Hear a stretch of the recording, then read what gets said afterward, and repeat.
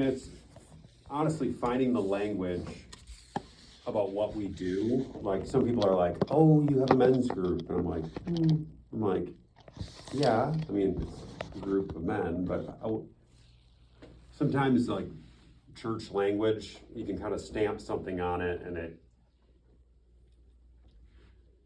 it's not. You get a mental picture of what it might be, and I guess the only phrase I've been able to say, because my neighbors see all these guys coming over and we're grilling and hugging and doing, they're like, what is that? Like they've come up to me constantly, and my one neighbor's like, is that a book club you guys have going on there? And I'm like, no, not really. They're like, what are you doing? Like, and I'm like, and I just say, why do it alone? Like that's my line. Like we're going through life, like, and Sunday morning or afternoon or whenever is what, an hour or two out of your life. Like that's just not enough for all the life that comes at you, you know? And I was just so used to doing it alone.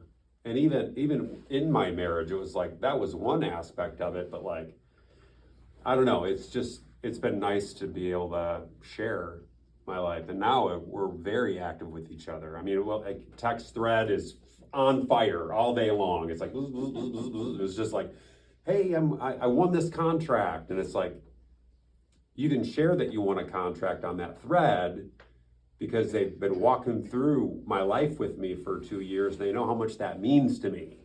You know, you don't want to, who do you share that with if they don't really know, man, John's been striking out for X amount of months and a year and has been desperate for this certain thing. And then it's a celebration of what's going on. So that's kind of like some of the fruits of, I feel like, Boat Crew. More than what it is. So, yeah, I've got other things to talk about, but, yeah. Yeah.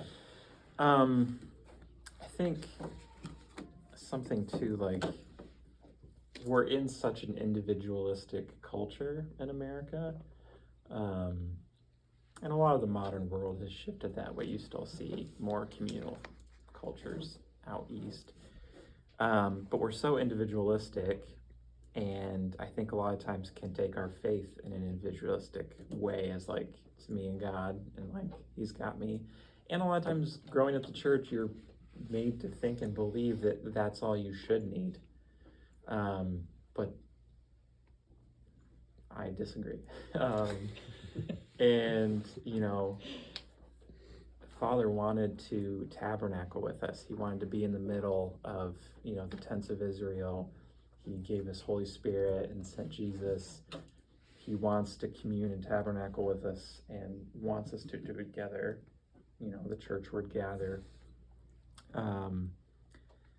And gosh, it has just been so vital to all of our lives to do all that together and to have a space to share those really tough things where your mind is struggling. I mean, I, growing up, have always been more to myself and more reserved, and I'm a big thinker.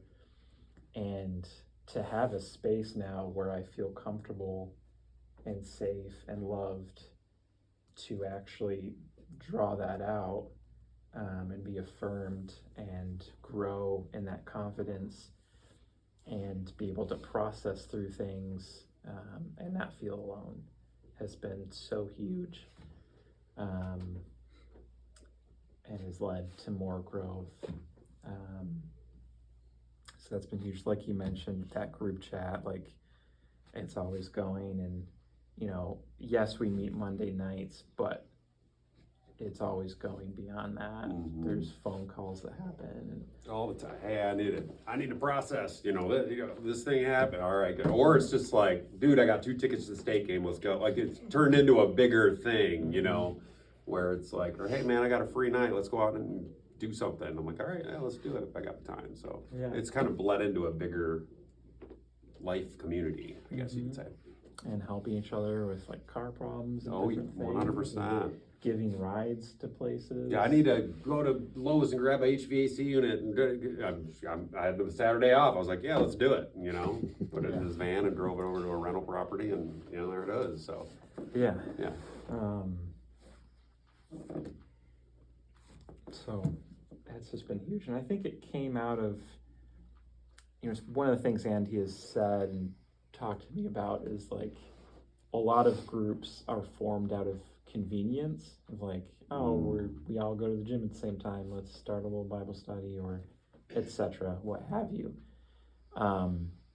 But to form a group out of inconvenience really sets the stage and provides a space for growth and that vulnerability, and really locks you in to actually do life with people.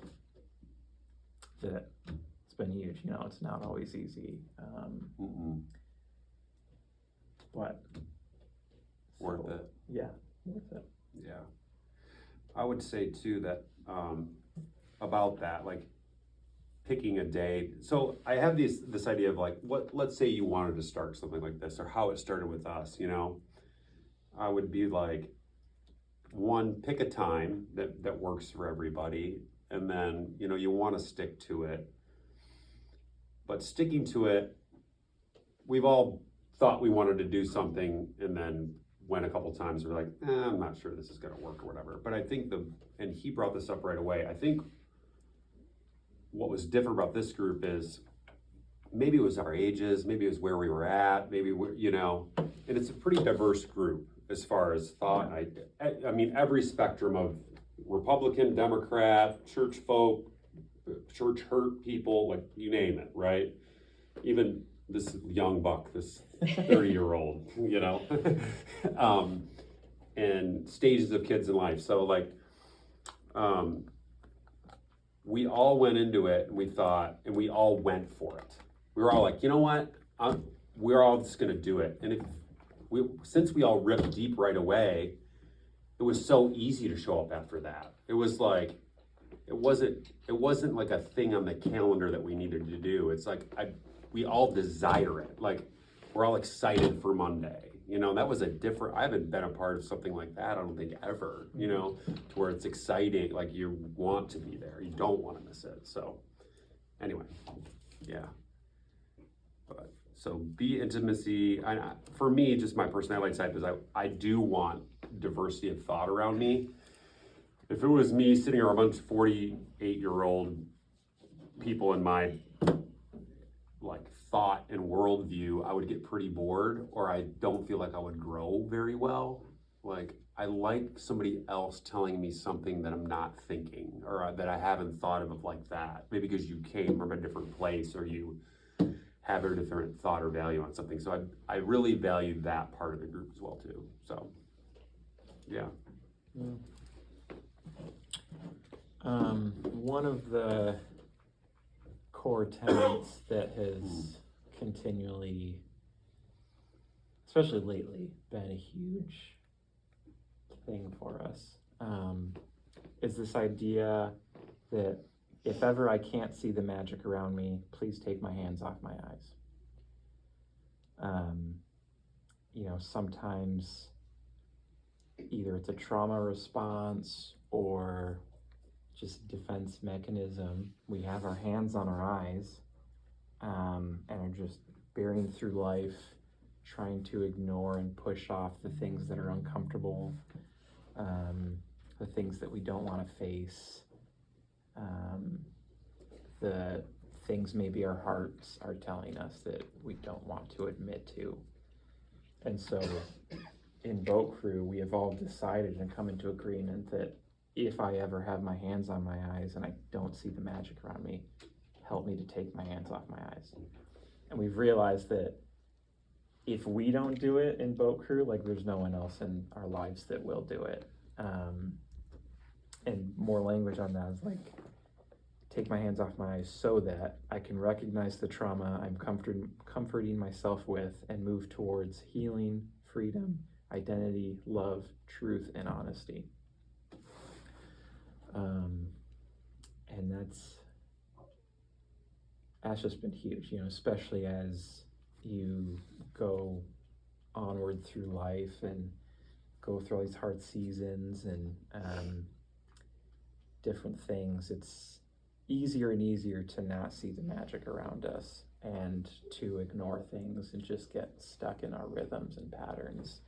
But to have this group who is watching out for me, who I know will remove my hands from my eyes. And there have been moments where I've asked for that. I'm like, are my hands over my eyes right now? Because I'm not sure. He did ask that. It was great. Yeah.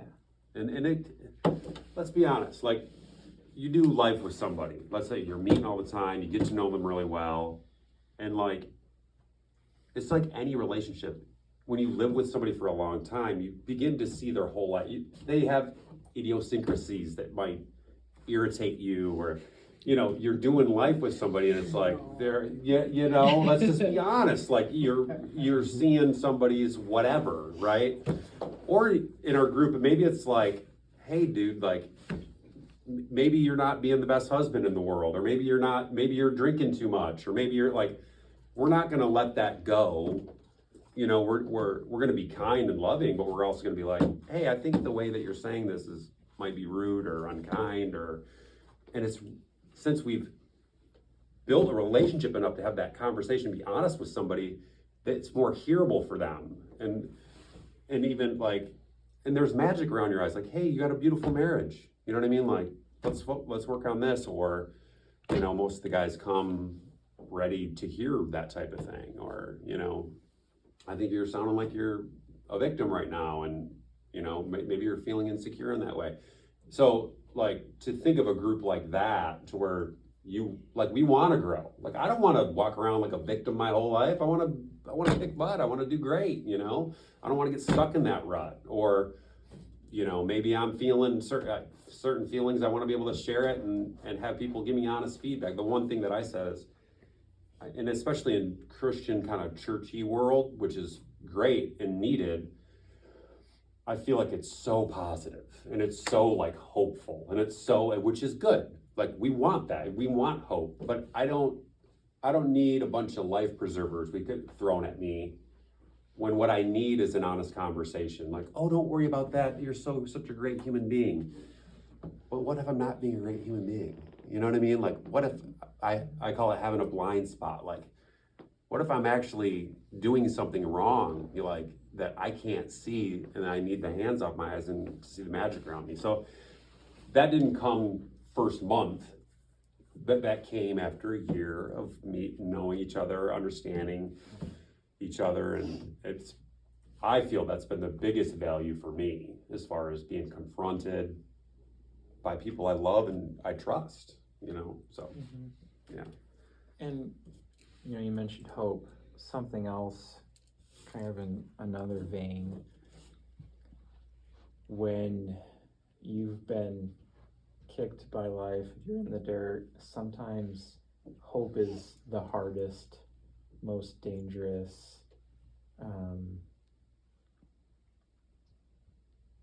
thing for you. Like, I don't want to hear that. I don't have space for that. Like, this sucks, and I just have to sit in that honest moment of, like, I don't see the hope, and it's hard, and this is real.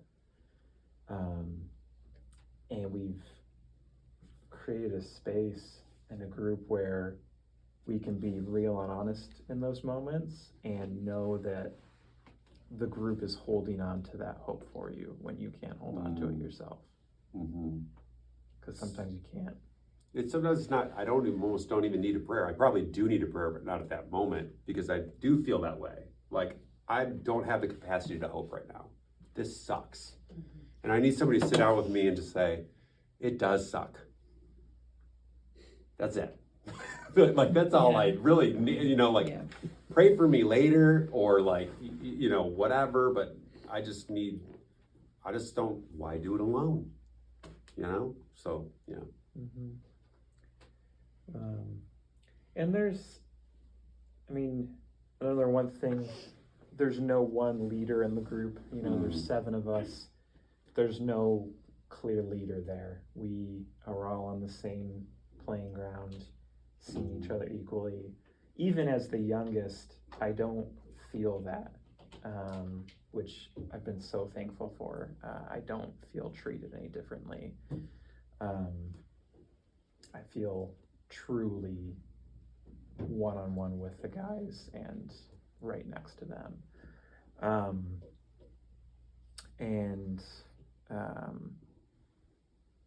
You know, we meet every Monday night. There are definitely nights where we get super deep and super heavy, and vulnerable, and it's so cool to see God work through that. And then there are some nights where, you know, we realize it's more of a chill night and we just need to fellowship with each other and laugh and enjoy a meal together. And we really always try to let Holy Spirit lead, like, what's needed tonight. There's no structure.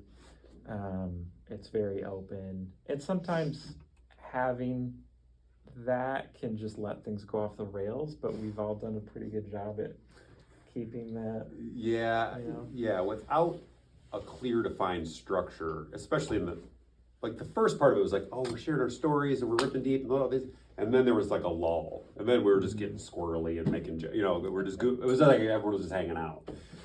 And for those of us who have kids, or the guys, they're like, I can't just do a night and just goof around. Like that value's not there. Oh, one other big point that I wanted to make was, when we first started it, the guy who created it was, if let's say 6 of you guys get together, like if the 6 of your families and spouses don't like it, or they don't see a positive change in you, then you probably shouldn't be doing it. Like this is for you to go back into your life to be a better human being.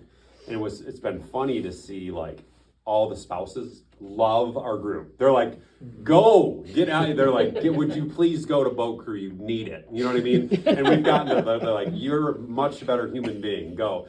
So that's the most positive feedback in the world for me of like, wow, we're doing something right. And we did a big dinner party where all the spouses came over and everyone got to mix it up. And now, we'll have we're going out on Friday night and the spouses will come and we'll go have a beer and appetizer or whatever. So it's been cool to see that dynamic grow too.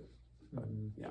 So would you say, just to caveat from that, would you say then there are Boat Crew groups that are all either men, women, or is there mixed, or how does it typically go? I think right now it's men, and then there's a woman's Boat Crew. I think there's one. What's the advantages / disadvantage you could see from having it that way? That's a great question. I don't care. I'm open. I'm like, anybody can come to my house. Like I would probably grow a Boat Crew to like 50 people by accident, and that's not. You lose that intimacy scale. It's like, no, we got to keep it like this. And as far as, I remember being married, and I know the dudes who are married, and I think it's just safer and easier for them to go just with dudes, just because it's one less stressor it would be for the wife at home, right? So that's the win for just men. And also on the flip side, just women, it's just women. You know what I mean? So there's things that guys will talk about without their spouse being there that maybe they wouldn't have talked about if the spouse had been there, so to speak, that can help them to grow. 100%. And another, actually, this is a tenet that you haven't gotten to yet. I don't mean to jump around, but there is absolutely no trash talking in our group about your spouse, about your kid. Like that is not, you'll get jumped on so fast if that's not what this place is for. You know what I mean?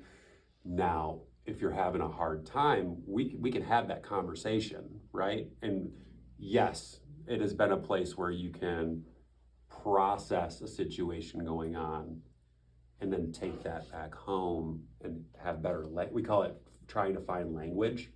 I think it's probably easier for women to find language, but for dudes, it's hard. I mean, I'm not trying to be gender role sexist or anything, but like, I was not raised with that in my toolkit of like finding language or the emotional capacity to have a conversation that's helpful. You know what I mean? So that's a benefit of the group. Does that help answer? Yeah. How about you? Yeah. I think Okay. And just to, I think it's to let you know, this is a safe space to ask questions. Yeah. I'm Oh, not- please ask But if questions, anybody please. wants Yeah. to, if they're saying something that makes you go, well, wait a minute, feel free to jump in, guys. It's Yeah, totally so fine. like what, and probably every day, every Monday is different, like what Jordan was saying, but if you typically had to describe your Mondays, like are you, like, what would, without, I know they're Are different, you but. eating, are you doing an Yeah, activity? are you doing What are you Bible study? doing? Are Oh, you- a rough picture is we start at 7 Uh-huh. every week. At least one dude's like, "Can I come over early?" I'm like, "Come on, get over here." So we show up. Everyone roughly gets there by about 7:30, and most of the days I like to try to have, being a restaurant guy, I cooked all the time forever, and that had to slow down because I've been getting busier. But for somebody will eat or drink, there'll be beverages, alcohol, non-alcoholic. Some people drink some days, some people don't. No big deal.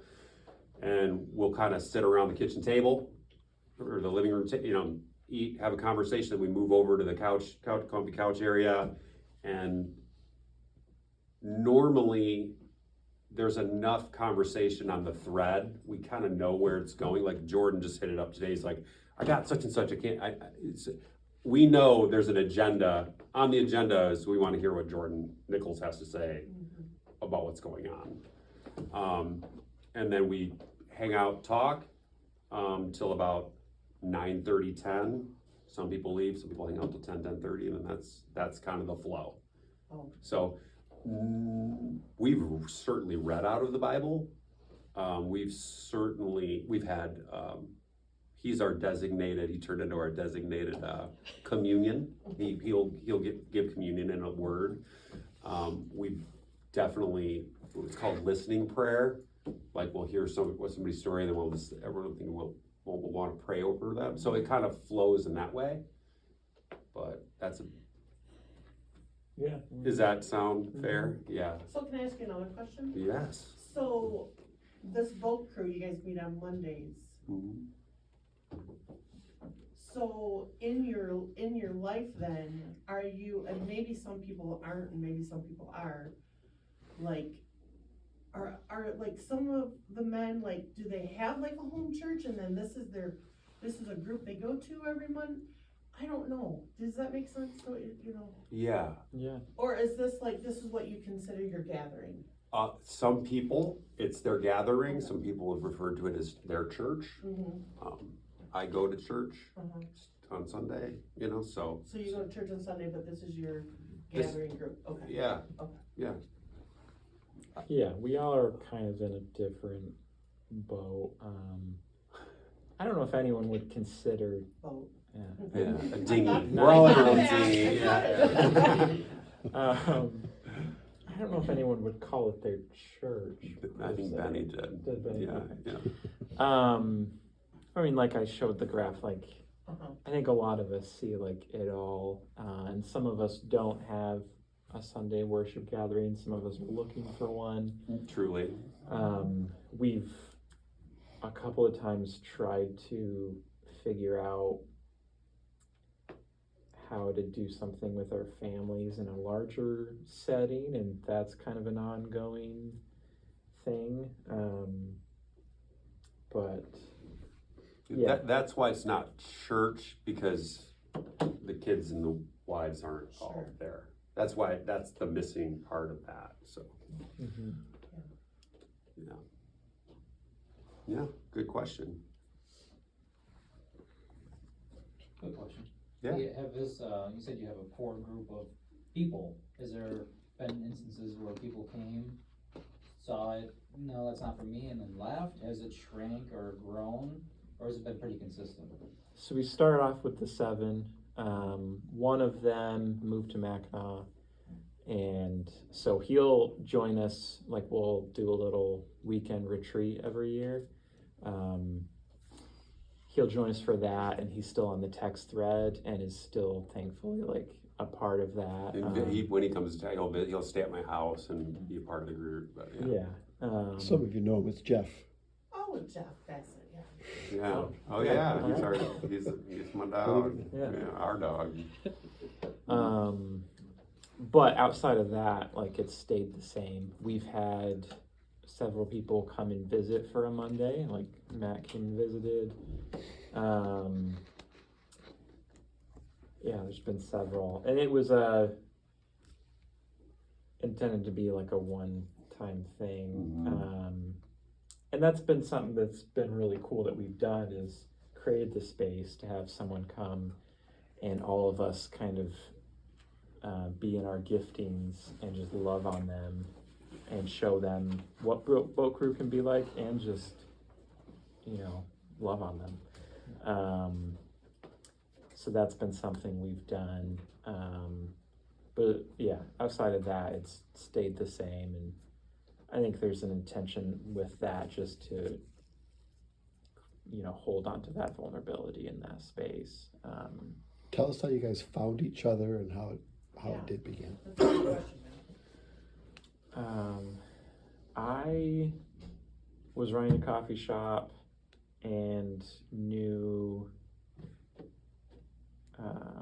one of the guys that was in the first one, who's in ours now, was really close to him, and so he kind of briefly told me about it, and I was like, sounds pretty cool, I'm interested. And that one met at coffee shops generally, and so there was a couple times they met at my coffee shop, and I kind of saw it from a distance and was really intrigued, and wanting to know more, and was like, I want to be a part of that. That came to an organic end, and then the second one started, and there's a lot of things that kind of culminated. There was this guys group that was happening that was a kind of free-for-all. Yeah, yeah, so. Yeah. They're It was- trying to be nice. No, I went, because I was looking for a group of some people to be around. I was like, what is it? So it was a men's group, and it was pretty rowdy. You know, there was a lot of whiskey. You know, it was just kind of like, okay, you know. Which I like, I don't mind, but it felt interesting. Kind of radical views, and, you know, but there was a lot of guys that were showing up. You know what I mean? And they wanted something, and there was a couple people in that group that we kind of pulled off to the side, and I think that's how we started it, you know. A lot of us have been connected in It's- different ways. Like, I knew you as my coffee barista, and we would hug. I loved him, and you know, like, we just talked about that, you know. I knew I liked him, I just didn't know him. There's another guy in the group, I didn't even know him at all, you know what I mean? So, it's hard to say how it actually happened. I know I was going through a really difficult time. There were two guys, and it was just us three, and we kind of walked through that all together. So there was a little intimacy there, and we're all in that group, and it kind of grew from there too. So that's a good question. I mean, we all came from different backgrounds and walks of life, and you know. Yeah. But another guy named John was maybe the thread that kind of pulled us all together. 100% he was. Yeah. Yeah. I don't know, John Kessler. He's like Mr. Extrovert and connects everybody. So he kind of lassoed a lot of us in, you know. Yeah. Yeah. Good question though. Yeah. Well, I would say if you find yourself in a group, and we've kind of touched on it, but like, in as far as like the structure and the flow, I found that forcing the conversation doesn't help anything. And when we're at 2.5 years, that's a lot of Mondays, you know, that's over 100 and however many Mondays, you know. Some Mondays might feel like it's getting boring, or we're not getting to a certain conversation. Like, it's okay, you're living life together, you know what I mean? Like, and there's freedom in that. Just like, maybe we just need to sit around a campfire out on my back deck and, you know, goof around, you know. It'll ebb and it'll flow. And he brought up, you know, Holy Spirit. Like, it's funny when you're in a group, like, he'll highlight somebody. Like sometimes there's a lot of, we're just kind of sitting around and it'll be like, what's going on, Jordan? And it's like, oh, actually something is going on, you know? So let the father do the work in the group, you know, he's pretty good at it, you know? So,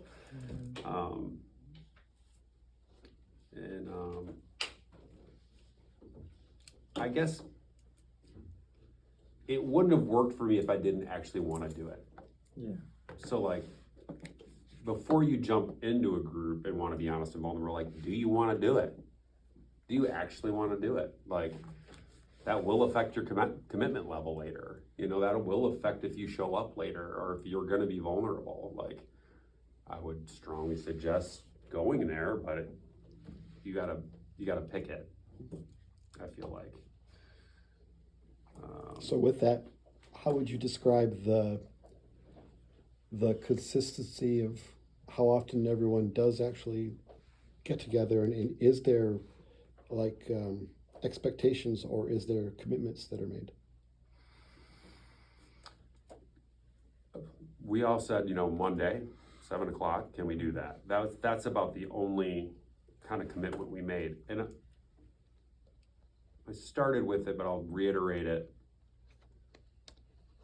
Being honest and being vulnerable and going for it right away makes you want to show up. Like now it's not even a commitment. I don't even feel like I'm committed to it. You know, it's not even like that. It's like I said, it's a joy. It's part of us. Yeah, like why would we not go? Yeah.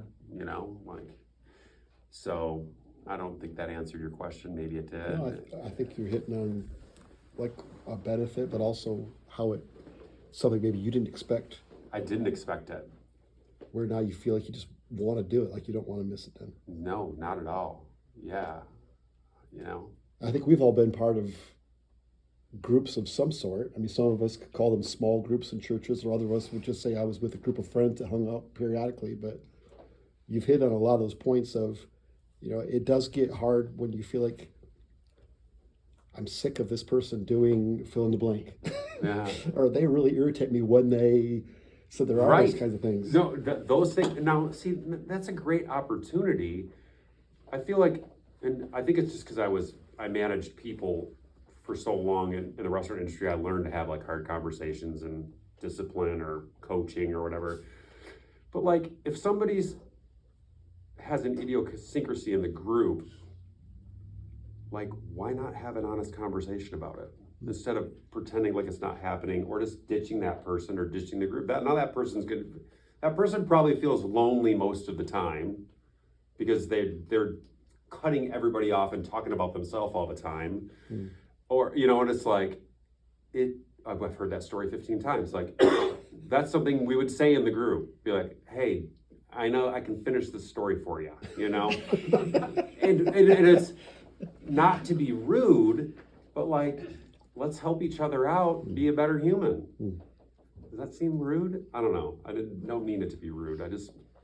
We haven't shied away from hard things. Like there have been some real, especially the last few months, Yeah. it's gotten pretty heated. some dicey moments where you feel the tension in the room.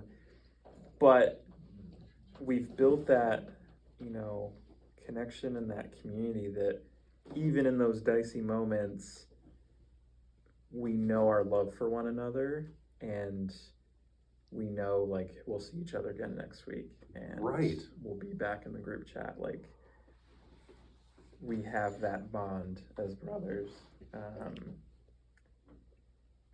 that has really solidified over Truly. time. And like you said, the diversity, like we're definitely all coming from different points of view, but all are okay with that. And, you know, sometimes like, okay, I'm just not going to say anything in this moment because I know we disagree, and that's okay. And That's I love you for okay. that. Like we've been able to see past all that and just love one another for who we are and who the Father sees us as, and really speak into each of our identities for each other. Like that's been so huge. I think one of the That should coolest be a things- tenet. Go ahead, yeah. Yeah, and the group is just how we've been able to speak into each other's identity and build one another up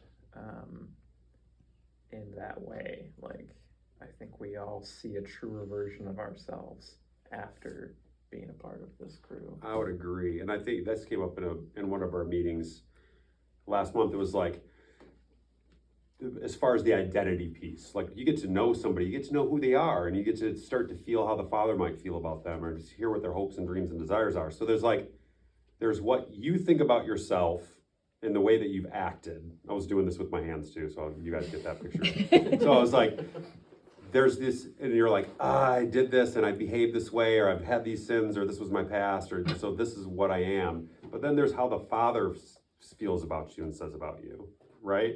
So in the group, if you're talking from this point of view of like, the group's really good at being like, whoa, like, but this is what the Father says. This was actually on your heart. This is who He created you to be. You're a good dad. You know what I mean? Yeah, you struck out here, but I know you're a loving father because of 2 years of hearing about you being a good father. You know, so that's a beautiful part of the group, that identity piece. Who we think we are is relatively unimportant, I feel like. What the Father thinks about us is pretty important. That's awesome. One of the things that, because I did get to visit and sit in the group one night, and one of the things that I found so extraordinary was how I came in as an unknown to everyone but Jordan. And we say everyone, and again, it's like seven people. Mm-hmm. But in just those few minutes, we had the typical, like, so, hey, tell us, a little bit about yourself or whatever. And I was mentioning something that I was going through at that stage of our life with one of our kids. And one of the guys who in the beginning was eating, I think, a burrito bowl. And then as I finished my story, though, he puts his hand on my shoulder, and because he was kind of off to right here. So I was kind of like, oh. And he said, hey, what you just said, that's huge. And I just want to pause for a minute and just acknowledge that that was really hard. Because I was just trying to be quick and briefly going through it all. And I felt like time itself almost stopped for a moment. And all of a sudden, I was loved, accepted, seen, but also encouraged through just a quick little thing.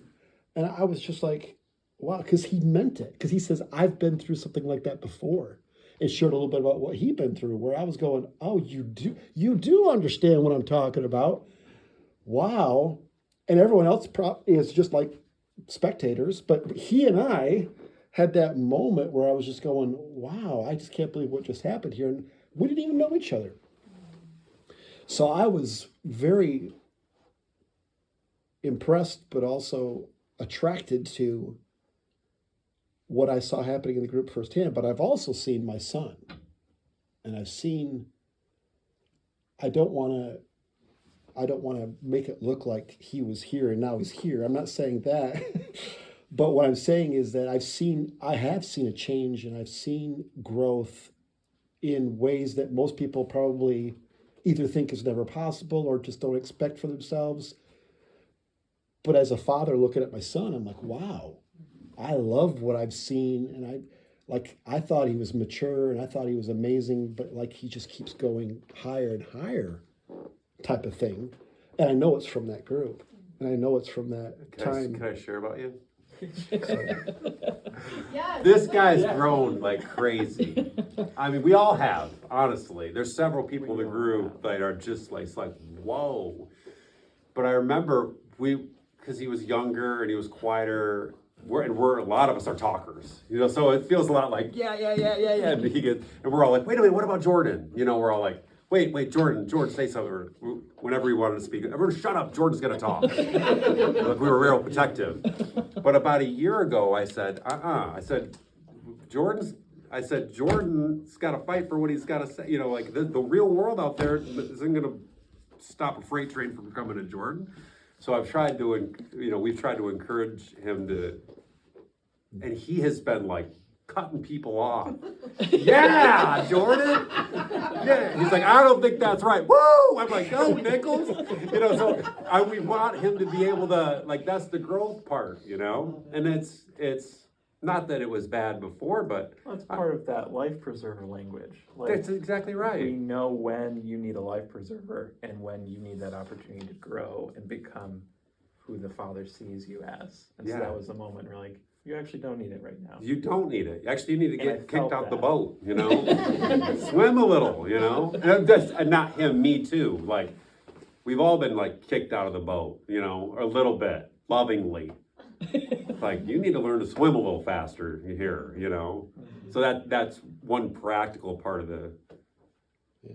just with him, since you brought him up. You know, we've all grown so much and we all truly see each other and feel seen by each other, I think. And that, you know, that took time, that took work. You know, it's easy for us to come into this 2.5 years later and talk about all the good and not mention like that weekly just commitment of showing up and being real and being honest. Like, it hasn't been easy per se, but we put in the No. work and it has been so fruitful. I don't think any of us have ever been in anything like it. No, I can't think of anything like it myself. It's been great. So, So some of you are probably wondering, so why did Matt ask these guys to come here tonight? Is Matt wanting to make this particular into this? And I think, I'm gonna speak for you, but I think they would say, well, no, that's impossible because you've got too many people. that's correct. This is meant to be 7 or less. Just, not that there's a rule, because you're big on saying no rules, but it's gotta be a smaller number of people to be able to give Correct. everyone time to talk, That's just practice speaking, It was right? hard with 7 to get everybody's story, you know. Which you is know, why you're even thinking like 7, 4 we're hours. the biggest one, you know. Yeah. So yeah, if it were to break it up into whatever, you know, so. Yeah. that So my would- idea isn't to try to like tell you this is what we're going to become, but what I'm saying to you is, if you're as intrigued as I was, I just thought, hey, maybe you want to hear some, and maybe we could, if people are interested, have little crews that assemble out of our group. You know, like we could end up with 3 or 4 of these type of groups, or one of these, whatever. But I'm just wanting to just let you guys hear what I heard, and maybe if you're intrigued like I was, say, okay, let's talk more about this later. But that's my thinking, just to let you know. Not a replacement, but perhaps a possible supplement. Yeah. Anything else that you want to share with us? I mean, if you are, I mean, I know the guy who's kicked this off, his name's Andy Bailey, and he's running this through his church right now in a certain way. So, I mean, if you're interested, I can get his contact. He'd love to talk about, I mean, he has a lot of information on it. He's a very detail oriented. So he's the Right. one that started the first boat crew and has.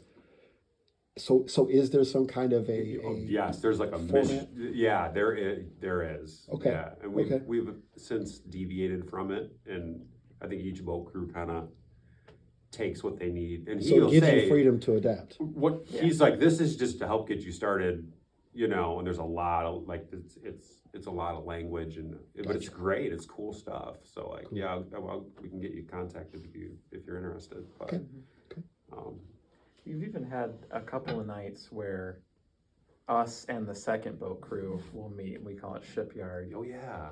and we'll come alongside each other and help each other when we're, you know, in certain seasons that we're not as sure. And that has been super cool Really and cool. valuable. Yeah, I'll cook for everybody and they'll come over and it'll be fun, you know. So, and Andy wants to get all 7 together. He's Yeah. really excited about it. That'd So, be sweet. you know, once a month or once a quarter, well, hey, let's everybody get together and share what's going on, you know, and that, so, but we're not there yet, so. Yeah, Very cool. I think it's really neat to see another aspect of things, because we're not doing anything that's ever been deemed normal, right? And so it's neat to see that there's other things out there that aren't deemed normal that are working too, Yeah. and being progressive, and because it's, you know, life changes every day. Everything has changed, and there's so many people that want to fit stuff into a box. And this is how it's supposed to be, so if you're ever doing anything different, well, that's not normal. Mhm. Like that doesn't sound right. That's, people ask us all the time, like today, at a sister's for a football game. They're like, well, what do you mean you gotta go to church tonight and you're not meeting every Sunday and it's not always in the morning, and what do you mean? And it's like, well, it's not, we're, doing a different thing right now, and so it's neat to see that other things that aren't normal have been successful. Mm-hmm. Yeah, Yeah. yeah, we're not a fan of boxes. Yeah. They're important sometimes, but life happens every day, just like you said. Yeah. Sunday morning is not enough for what this world gives you, I feel, well, at least from my perspective. Yeah. So, Can we finish out with just asking each of you to take a minute and share about what your exposure to God and faith was in life before Boat Crew, and maybe if it's shaped it or changed it since?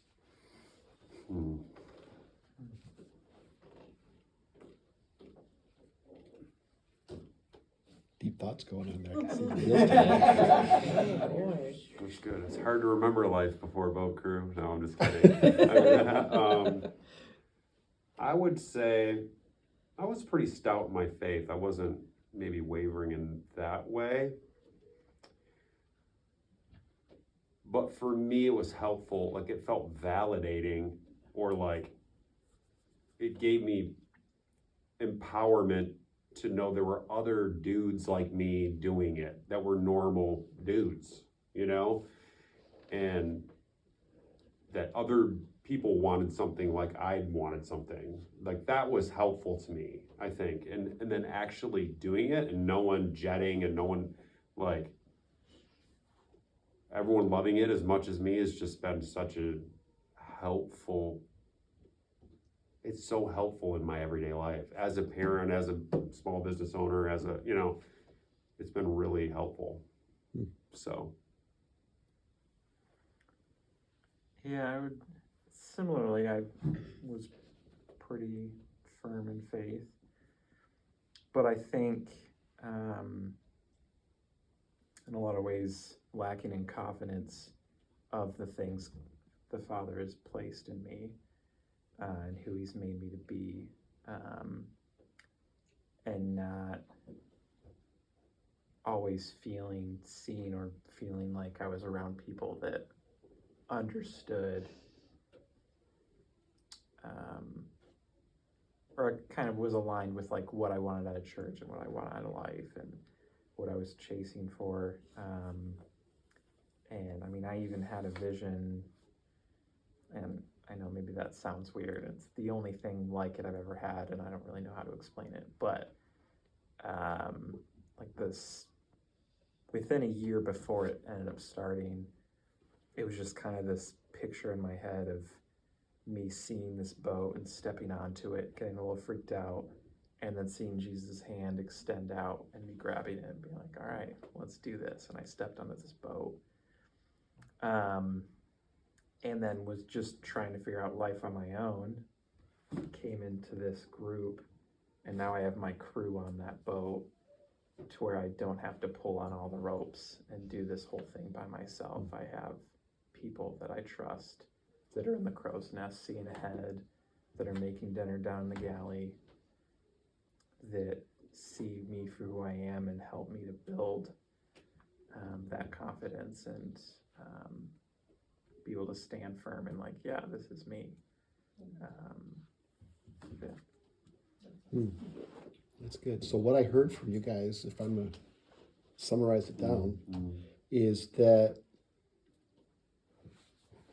the temptation and the habit for Christians living in this world that we all are familiar with here, especially if you call it whatever, America, Michigan, however you want to say it, the habit is to be very individualized in my faith, to be very okay, I'll go to church, but when it comes to, I'm not going to share all my stuff because, hey, it's my stuff. Right. So the problem is that in that means that we typically can hit a lid. And the way to break through that lid is to get into a group. One of the ways is to get into a group. And that's what you guys have experienced. And what you're telling us is that you've experienced firsthand personal growth because you chose to prioritize a time with other people and as you pointed out, go all in. Go all in. Life's too short to, I don't know, maybe because I turned 40, whatever, but 48 now. Life is too short.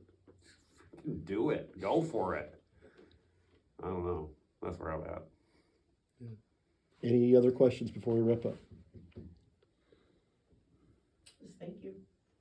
Yeah, thank you so Thank much, you for guys. your time. That was Thank so kind of you to invite us in. It just blows me away that though that you guys were like, okay, hey, we'll take a couple hours. Well, not just a couple hours because they drove from Lansing, so you took half your day to come out here and prioritize the time to be able to share with us. I thank you for that. It's priceless to me. Thank you so much. So let's continue. Just if we have a few minutes to hang out, we're gonna officially call it done, but don't feel like everybody's got to get up and go all at once. So if we want to hang out and talk, ask more questions, get to know each other a bit more, you can do that.